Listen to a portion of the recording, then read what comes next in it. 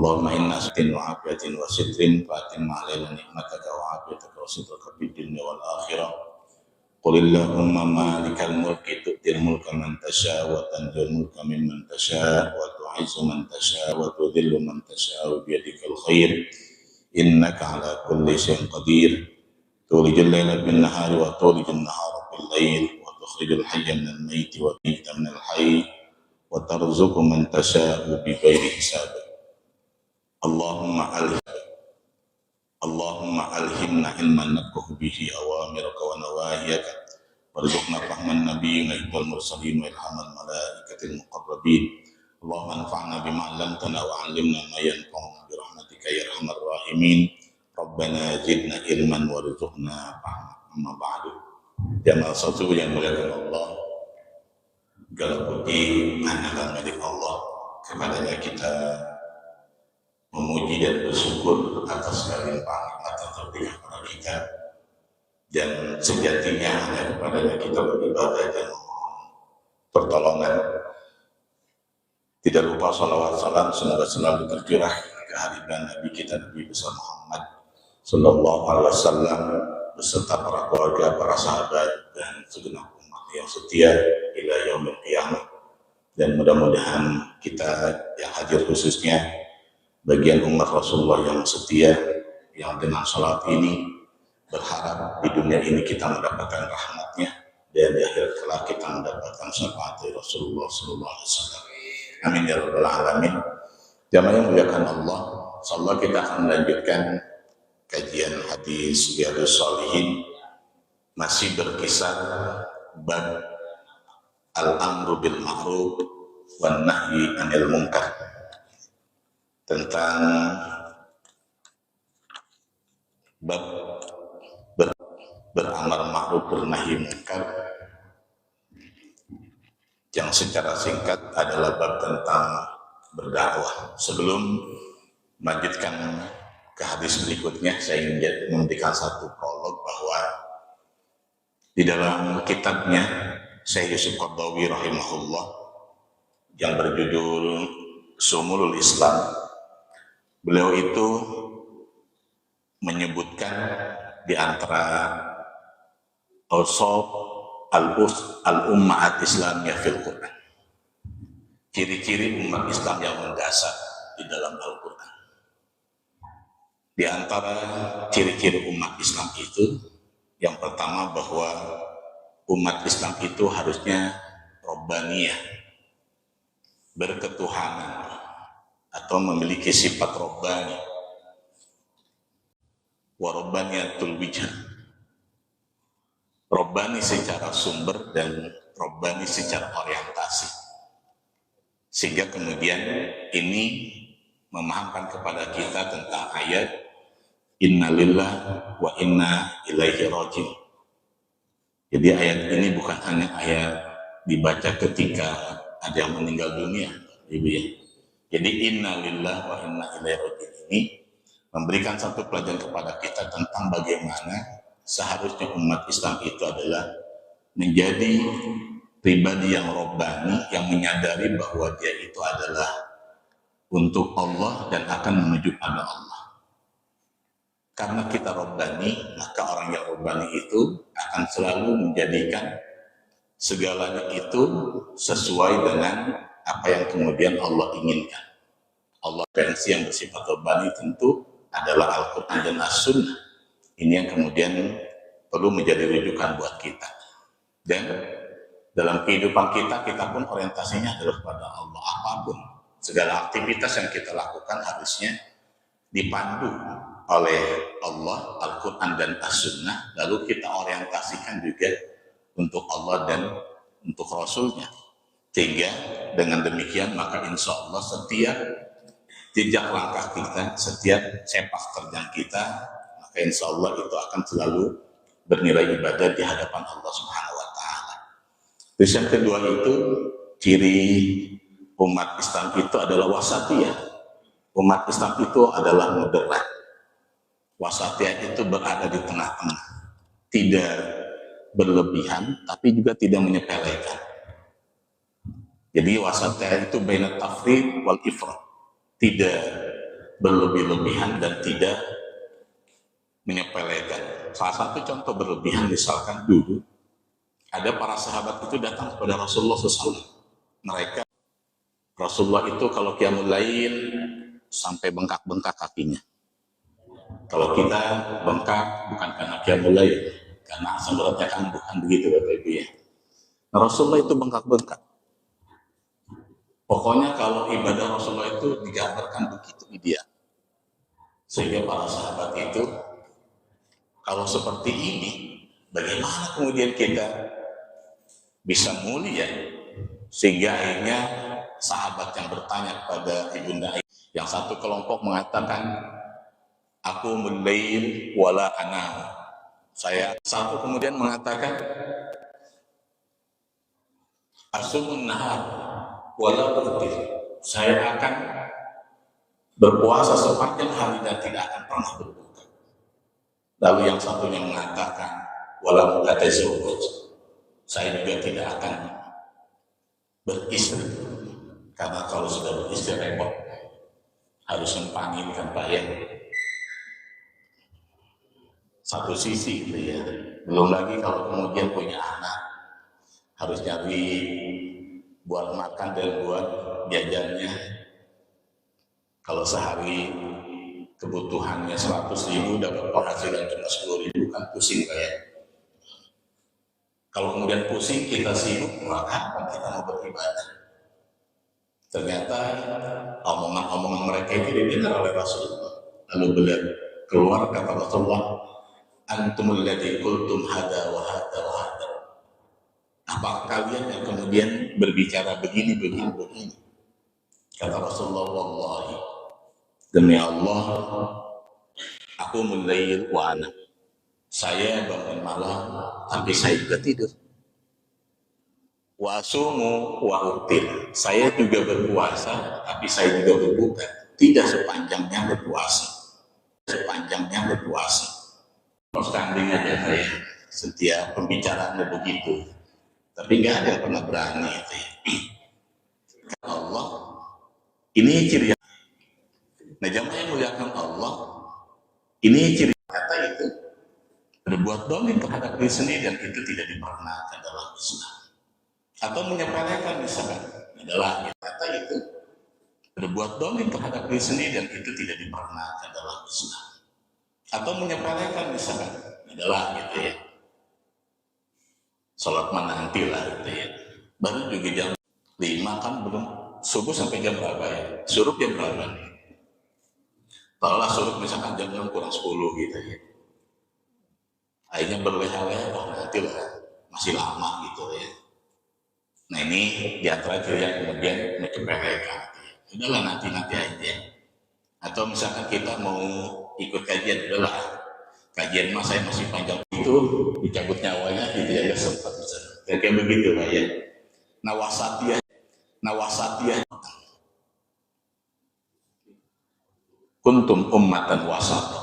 Kalian adalah umat yang pertengah. Artinya yang moderat. Tidak boleh, moderat itu tidak boleh berlebihan, tetapi juga tidak boleh menyepelekan. Hatta untuk ini. Di situ ada man qala la ilaha illallah. Maka orang yang mengucapkan la ilaha illallah itu adalah saudara. Jadi jangan sampai kemudian ada statement-statement kita, kita ini pribumi, dia non pribumi. Kan hari ini di media sosial itu masih marak begitu. Kemudian perang siapa mereka? Kita ini pribumi, dia yang non pribumi. Padahal dalam Islam itu siapapun dia muslim mau dari mana kayak gitu ya. Kalau dia muslim adalah saudara kita tidak pernah. Orang Cina muslim tapi yang mau bukan ini dia non pribumi. Kita kan pribumi gitu ya. NKRI harga mati kan begitu. Padahal dalam Islam itu siapapun gitu ya. Nanti kalau kemudian nanti berbicara pribumi dan pribumi, lalu orang Tangerang ngamuk ke kita, nanya satu-satu, masuk mana? Ente orang mana? Orang ini, mana? Tendiduan orang mana? Wah, berarti bukan pribumi nih. Kita usir gitu ya. Padahal dalam Islam itu, ukhuwah itu adalah sesuatu yang kemudian menjadi harus memberikan segalanya kepada kaum muhajirin. Wa yu'thiruna 'ala anfusihim, mereka memprioritaskan dan mendahulukan orang-orang muhajirin. Walau kana bihim khasasah, siapa yang kau sukai akan aku ceraikan. Tapi ini jangan diturutin oleh kita, Pak ya. Ini jangan, wah ini ente, nah ini nggak boleh. Dulu hukumnya itu boleh jadi hukum tentang itu belum turun. Kalau sampai seperti itu berarti namanya dayus, Pak ya. Dayus itu kata Rasulullah tidak akan mencium baunya surga. Isinya disenangin orang, kita diam aja gitu ya. Nah, ini dalam konteks, tapi itu dalam konteks kita ya. Dalam konteks bagaimana kemudian memprioritaskan dan mendahulukan saudaranya ketimbang diri sendiri. Yang terakhir, ciri umat Islam yang mendasar kata nah doa qabla kulli syai'. Kita itu para dai, apapun profesi kita. Dai itu tidak harus identik dengan seorang ustaz, seorang guru, seorang kiai. Dai itu apapun profesinya. Kalau kita baca sejarah masuknya Islam ke Indonesia kan yang membawa siapa? Versi satunya sejarah itu mengatakan bahwa Islam masuk ke Indonesia itu dibawa oleh para pedagang Gujarat, kan begitu ya. Dulu kita belajar sejarah begitu. Tapi kayaknya mungkin para pedagangnya itu memang pedagang nyelam minum air.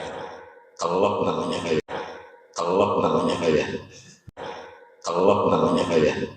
Judulnya itu At-Taghyir ala Manhajin Nubuwah. Perubahan sesuai dengan konsep ala Manhajin Nubuwah. Perubahan sesuai dengan konsep Allah. Karena umat Islam kalau diajak perang itu demenannya, kalau diajak perang itu mereka umat Islam itu semangat. Hadiahnya adalah mati syahid, dan dia kalau mati syahid surga. Sehingga orang Islam itu ketika dia mati, berbeda dengan musuh-musuh itu ketika mereka perang, mereka takut mati. Kira-kira orang yang pengen mati dengan yang takut mati, belum maju ke medan perang kan mereka sudah mendapat setengah kemenangan. Orang yang takut mati, belum maju ke medan perang, mereka sudah mendapatkan setengah kegagalan. Kan tinggal setengahnya lagi, Pak ya. Gimana ya ini? Dan ini dibuktikan dalam sejarah. Bagaimana kemudian perang Badar, jumlahnya musuh 1000, kurang lebih mampu dikalahkan oleh umat Islam yang cuma 300. Yang ribuan dikalahkan oleh yang ratusan. Tidak logis. Dalam perang Uhud sekalipun kemudian mengalami kekalahan, tapi kekalahan itu karena tidak taatnya pasukan kepada pimpinan terhadap kebijakan Rasulullah SAW. Dan di berbagai peperangan itu selalu orang itu ingin nyari mati. Di antaranya begitulah. Berbeda kemudian tadi yang non-muslim, yang musuh-musuhnya. Secara fisik ternyata tidak. Lalu kita diserang secara ekonomi. Dan ini sampai hari ini. Secara ekonomi kan kita dikuasai ya. Contoh terdekat itu adalah PIK 2 dan lain sebagainya ya. Bagaimana kemudian kan kemarin luar biasa viralnya Pak ya. Setelah itu apakah masih dibicarakan Pak? Kemarin saya ketemu dengan lawyer, dia bercerita begitu, sudahlah rasanya. Ya dia cerita begitu gitu ya. Kenapa ketika dia pelajari memang agak sulit. Lawyer itu bilang begitu. Karena sudah ini menunjukkan bagaimana kemudian perekonomian kita betul-betul dikuasai dan kita betul-betul dijajah secara itu, dan kita belum berkutik. Belum lagi kita juga diserang politik. Sehingga hari ini tidak sedikit umat Islam yang kemudian memandang sudahlah politik itu kotor, itu urusannya ini dan lain sebagainya. Kita tidak berpikir dan berupaya bagaimana kemudian menjernihkan politik itu. Gitu. Sehingga sampai hari ini, dulu saya berpikir kalau orang-orang di perumahan itu, orang-orang insya Allah terdidik semua gitu ya, tidak mau menerima money politik gitu ya. Kalau kemudian ada pemilihan, nggak perlu dikasih amplop, milih gitu ya sesuai dengan itu. Ternyata tidak juga. Beberapa daerah yang memang dibuat miskin. Untuk apa? Untuk setiap pemilu itu disawet. Untuk setiap pemilu itu disawet, Pak. Jadi dibuat miskin, tapi dia mereka kantong suara yang begitu besar. Sengaja dibuat miskin katanya. Jadi untuk kontes kantong suara yang begitu besar. Sengaja dibuat miskin katanya. Mau jadi ini habis duitnya luar biasa. Miliaran bahkan mungkin triliunan. Sementara dia bilang gaji bupati itu kurang lebih di 35 jutaan atau 25 sampai 30 juta. Berarti 1 tahun cuma 360 juta. Kali 5 tahun kalau normalnya gitu ya. 360 kali 5 ya kurang lebih 1 M sekian, 1, sekian M lah ya. Sementara dia habisnya miliaran. Dia bilang kalau tidak salah ini masa ya. Kalau pejabat itu ya wajib korupsi kan. Kan ngeri Pak. Nah ini bagaimana kemudian ini?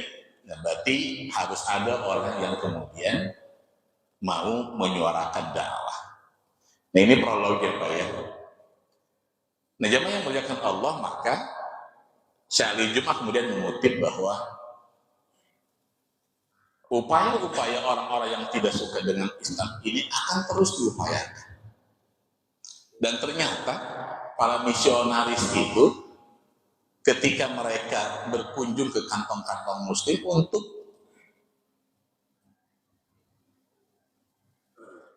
agar umat Islam itu keluar dari agamanya itu sulit katanya.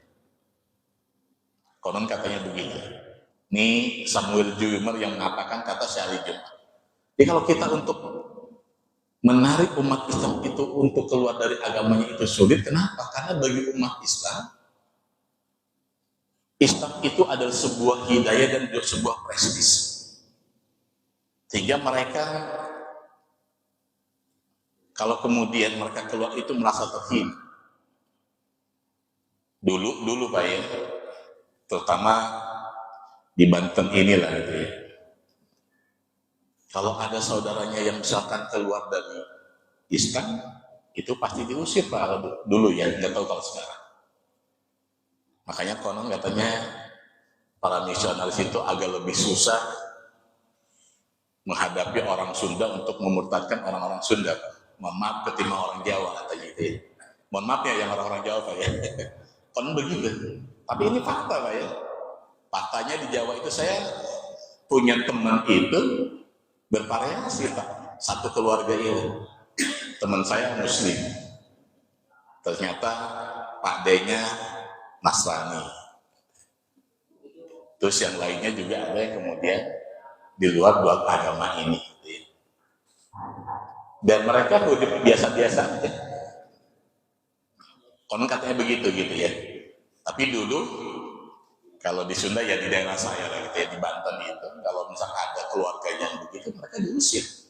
Sudah dianggap tuh ya bukan keluarga lagi. Sehingga menjadi satu fobia tersendiri kalau kemudian berbeda dengan ini. Nah, kalau begitu dan ternyata Samuel Jumer itu mengakui bahwa untuk menarik umat Islam keluar dari Islam itu sulit. Maka apa yang mereka lakukan kata Samuel Jumer itu, ini menurut Syekh Ali Jum'ah ya, yang saya baca dari bukunya, maka upaya kita itu kata mereka bukan menarik umat Islam ke agama kita, tapi bagaimana umat Islam itu tetap dengan keislamannya, payung agamanya tetap Islam, tapi mereka jauh dari nilai-nilai keislaman. Dan ini rupanya berhasil, gitu ya. Sebagian besarnya berhasil. Tadi dari sisi ekonomi, dari sisi politik misalkan. Kan hari ini misalkan sudah bergulir perbankan syariah, ya. Kan masih saja kita dihadapkan misalkan ya minimal diskusi-diskusi di warung kopnya begitu. Apa bedanya misalkan bank syariah dan bank konvensional? Sama-sama aja kok, bahkan katanya lebih mahalan bank syariah katanya Pak ya. Katanya, karena saya nggak pernah ngajuin pinjaman sama apa itu Pak ya. Katanya kan balikinnya ini. Ya saya jawab kalau ada yang bertanya ke saya begitu ya. Ya mungkin nanti bedanya itu adalah di transaksi akadnya. Akadnya itu adalah jelas minimal. Kalau mudorobah ya mudorobah. Kalau kemudian murabah ya murabah. Jadi ketika kita pinjam karena memang harusnya begitu. Jadi ketika ada perdebatan bunga bank itu haram atau tidak gitu ya. Ini kan kita ngajuinnya pinjaman gitu ya. Pinjaman lalu bunganya sekian. Dalam Islam kan pinjaman berbunga itu bunganya itu adalah riba. Tapi kalau kemudian murabah misalnya pihak bank itu bertanya, kamu pinjam buat apa? Oh saya mau beli handphone, harganya 100 juta. Ada handphone yang harganya 100 juta? Belum ada Pak ya? Ada nggak? Saya mau beli handphone 100 juta, oh boleh. Berarti 100 juta itu saya kasih nih.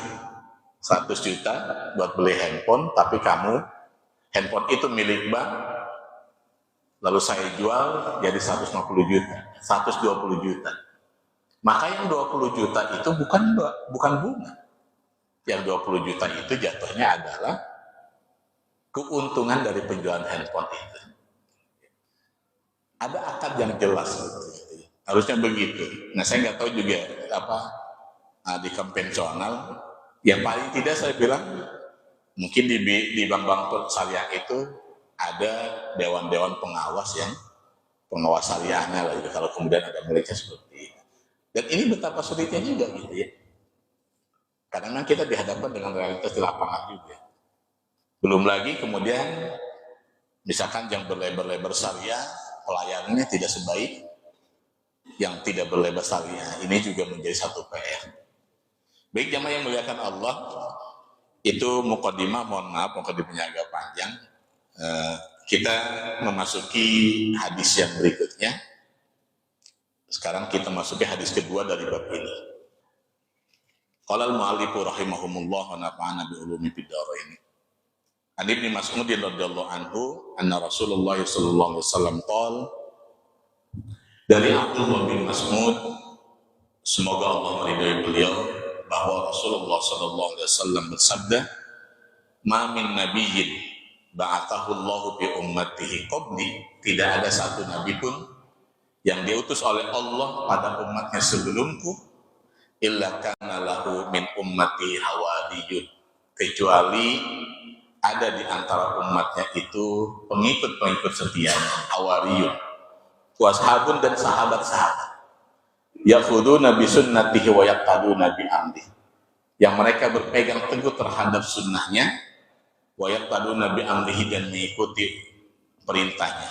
Tsumma innaha takhluqu min ba'dihim qulubun, kemudian setelah itu datanglah sebuah generasi, yaquluna ma la yaf'alun, yang mereka berkata sesuatu yang tidak mereka lakukan, wa yaf'aluna ma la yu'marun, dan melakukan apa yang tidak diperintahkan pada mereka. Faman jahadahum biyadihi fahuwa mu'min, barang siapa yang meluruskan mereka dengan tangannya bahwa mukmin, berarti orang itu beriman. Wa man jahadahum bilisanihi bahwa mukmin, orang yang meluruskan mereka dengan lidahnya, dengan lisannya, dia juga adalah mukmin. Wa man jahadahum biqalbihi, dan orang yang meluruskan dengan hatinya, bahwa mukminun, maka dia juga adalah orang mukmin. Laisa wara'a dzalika minal iman habbatu khardalin. Di luar yang ketiga hal ini tidak ada sedikit pun iman di dalam hatinya. Nah, jamaah yang muliakan Allah, ini adalah hadis yang kemudian berbicara tentang poin ketiga terakhir tadi tentang dakwah. Kata Rasulullah, tidak ada satu nabi pun yang Allah utus sebelum beliau kecuali mereka nanti punya hawariyun. Dalam Al-Quran, Nabi Isa juga dijelaskan bahwa Nabi Isa itu orang yang man ansori ilallah. Siapa yang akan menjadi penolong-penolongku untuk berdakwah kepada Allah? Qalal hawariyuna nahnu ansor. Orang-orang hawari itu orang-orang yang menjadi pengikut setianya Nabi Isa pada waktu itu mengatakan kami yang akan menjadi penolong. Jadi setiap nabi mereka punya para penolong, cuma persoalannya tidak banyak orang-orang yang kemudian menjadi sahabat dan para penolong pada zaman Nabi sebelum Rasulullah SAW. Kenapa? Boleh jadi tidak tergerak hati mereka untuk menjadi para dai. Saya juga baca bukunya John C. Maxwell misalkan. Dia mengatakan bahwa kenapa pertumbuhan umat Kristen dan umat Nabi Musa itu pertumbuhannya tidak terlampau signifikan dengan rentang waktu yang begitu lama dibandingkan dengan Rasulullah SAW. Rasulullah hidup setelah diturunkan wahyu itu kan kurang lebih 23 tahun. Tetapi pertumbuhan umatnya itu lebih luar biasa, grafiknya itu dibandingkan dengan umat-umat Nabi sebelumnya. Kenapa? Kata John C. Maxwell, seingat saya itu dia mengatakan bahwa karena Nabi Isa berdakwah sendirian hanya dengan hawarinya saja. Pengikut setianya itu tidak lebih dari 9 orang. Jadi hal itu yang mereka bergerak kepada agamanya. Dan ini dibuktikan dari sejak awal. Kalau kita baca sejarah lagi bahwa as-sabiqunal awwalun itu orang-orang yang terdahulu masuk Islam itu apakah yang mengislamkan mereka semuanya langsung Rasulullah? Tidak. Rasulullah mengajak berislam kepada Khadijah, Abu Bakar, Ali. Ternyata Abu Bakar sudah bergerak dari tangan Abu Bakar, melalui tangan Abu Bakar maka masuk Islam Utsman bin Affan, Jubair bin Awam, yang kemudian nanti dikenal dengan Abdurrahman bin Auf dengan asal dikenal awal. Karena setiap orang itu bergerak. Nah, berbeda dengan nabi-nabi sebelumnya. Ini kata John C. Maxwell kalau saya tidak salah ingat dari bacaan bukunya itu. Dia mengatakan begitu, berbeda dengan umat Muhammad. Jadi pertumbuhannya itu begitu luar biasa. Dalam kurun waktu 23 tahun, Islam pada waktu itu sudah merambah seluruh jazirah Arabia. Bahkan pada abad ke-7 Islam itu sudah masuk juga ke Indonesia, ke Nusantara pada waktu itu. Ini dibuktikan salah satunya dengan Jogja, Pak ya. Jogja ini dulu ada murosalah, ada kirim-kiriman surat dengan kan Sultan, Pak ya. Sultan itu bahasa Indonesia apa bahasa Arab, Pak? Kan bahasa Arab, Sultan gitu ya. Cuma karena orang Indonesia itu susah jadi Sultan. Candi Borobudur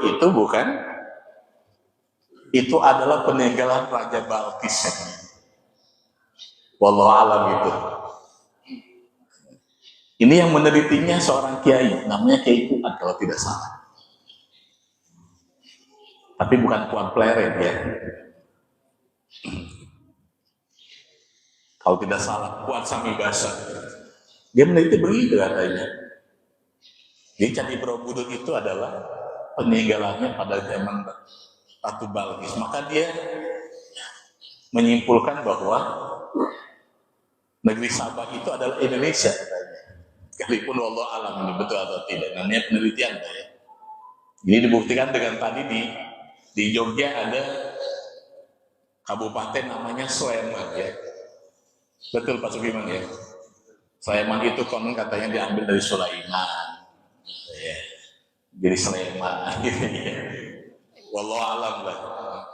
Kalau benar ya Ya mudah-mudahan gitu ya. Jadi Indonesia ini dari dulu sebetulnya adalah sudah negaranya para nabi gitu ya.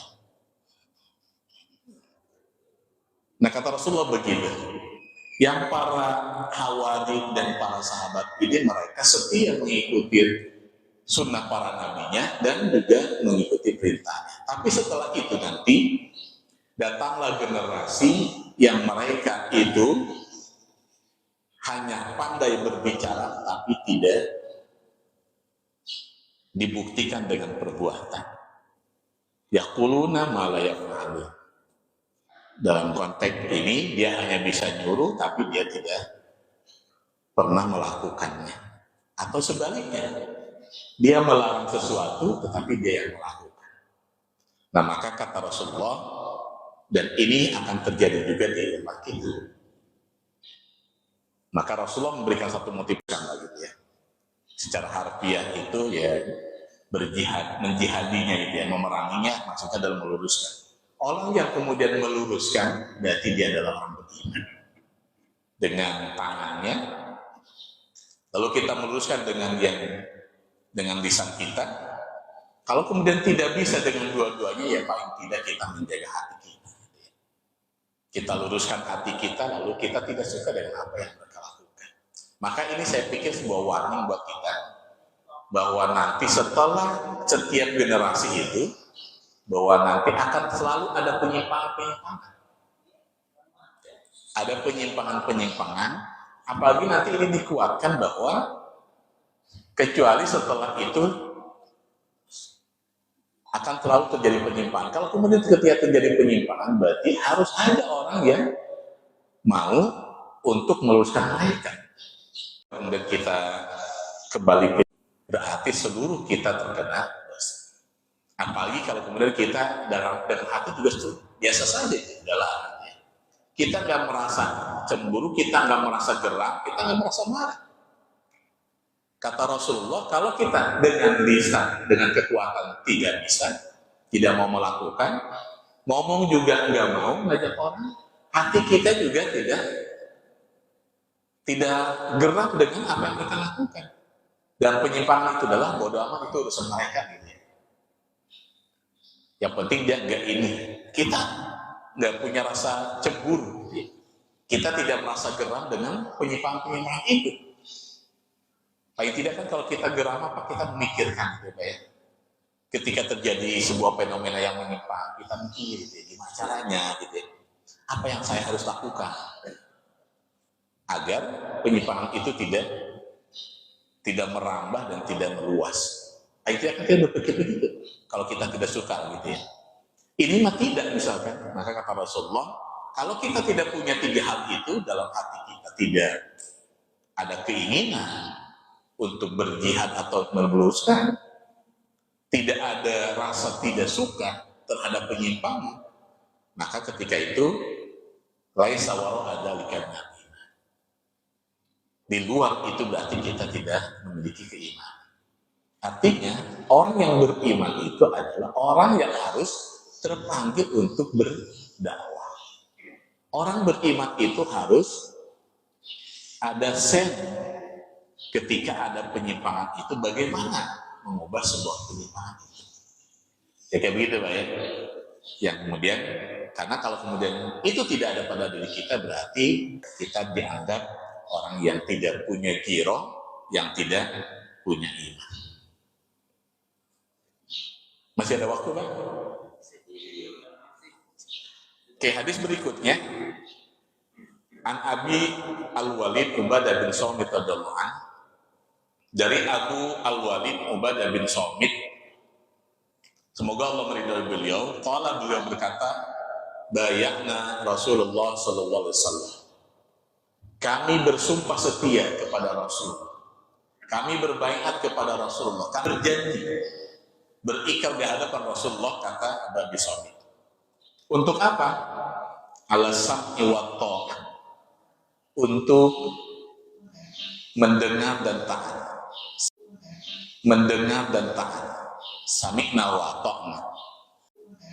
Mendengar dan taat. Sami'na wa ta'na. Kalau kalian melihat kekufuran yang nyata. Indakum yang terjadi di sisi ini jamaah yang dimuliakan Allah, di antaranya adalah keharusan kita untuk mentaati para pemimpin. Jadi keharusan kita, bayana Rasulullah dipandang sebagai seorang pemimpin pada waktu itu, maka kepada pemimpin berarti kita harus as-sam'u wa tha'ah, sekalipun kita tidak suka dengan pemimpin. Hukum-hukum Allah, maka kita harus as-sam'u wa tha'ah.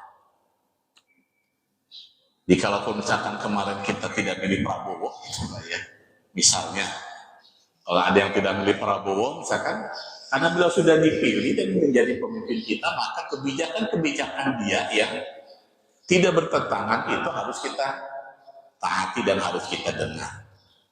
Suka atau tidak suka, dalam kondisi apapun. Misalnya, tahu-tahu bulan depan kita diajak Pak Prabowo untuk diberangkatkan ke Palestina, gitu loh ya. Karena terjadi ini, misalkan, pokoknya jamaah Masjid Biru Al-Furqan diperintahkan untuk jihad ke Palestina, maka mau tidak mau harus jihad ke Palestina, maka mau tidak mau harus as-sam'u wa tha'ah. Siapa ya? Baik kita suka atau tidak suka, baik kita lagi sulit atau kita lagi lapar. Taatilah Allah dan taatilah Rasul. Ketaatan kepada Allah dan ketaatan kepada Rasul itu adalah mutlak, tanpa boleh ada tawar-menawar, sekalipun ketaatan kepada pemimpin itu selagi itu tidak berseberangan dengan hukum-hukum Allah Subhanahu wa Ta'ala. Dan di sini kata Abdullah bin Somit, kami juga bersumpah untuk tidak menyelisihi